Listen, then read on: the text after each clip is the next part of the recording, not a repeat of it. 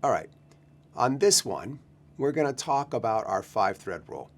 And you guys are well aware that we have a video and a publication regarding the 5-thread rule.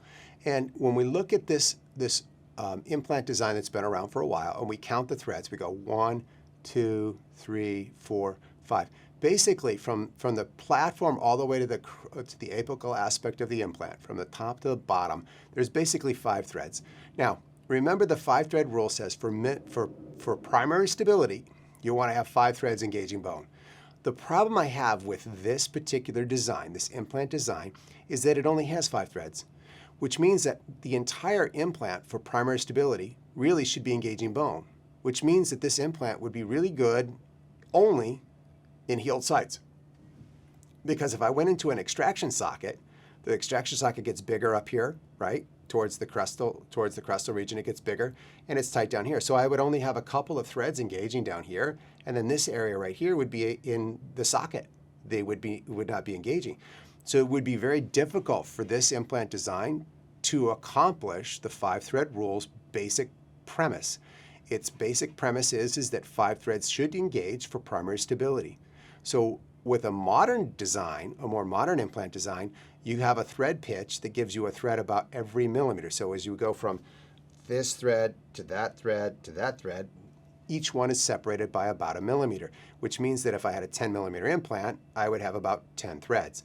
Now that means that half the implant could engage, and I would have half of 10 would be 5. I'd have 5 threads in this part in a socket engaging. The same thing happens as if you look at this for an implant going into a sinus area. So say you had a subantral sinus, and you had 5 millimeters of bone below the antrum, and you wanted to do a sinus graft and place an implant at the same time. The guideline is that if there's 5 millimeters or more of bone, you can do that, right? So let's say that I'm going to place this implant into the sinus. So as I place it until this platform here, well actually right here, this platform is at the surface of the bone, okay? So at the surface of the bone. And then there's no threads for here. So that's 3 millimeters of no threads. And then I have 1 thread, 2 threads. And then from here in, I'm in sinus. I'm in the sinus. So there is no thread engagement up here. This above the instrument I'm holding, the 050 driver that I'm holding, above that, this region right here would be in air in the sinus. Now we're going to graft around it, but it's not contributing to holding this implant during the healing process whatsoever. So this implant under the sinus, likely with 5 millimeters of bone to start with, likely is only engaging 2 threads. Danger, Will Robinson, danger, right? When we see this, what do we think? We think, whoa, the 5-thread rule says we want to engage 5 threads. Now, if there were more threads here, here, and here, if we had 3 more threads in this region, we could have 5 threads and we'd have something that could work. So this would also be a design that I would never really want to place into an immediate sinus graft location because there's just not enough threads. So make sure you choose a thread. Your implant design matters.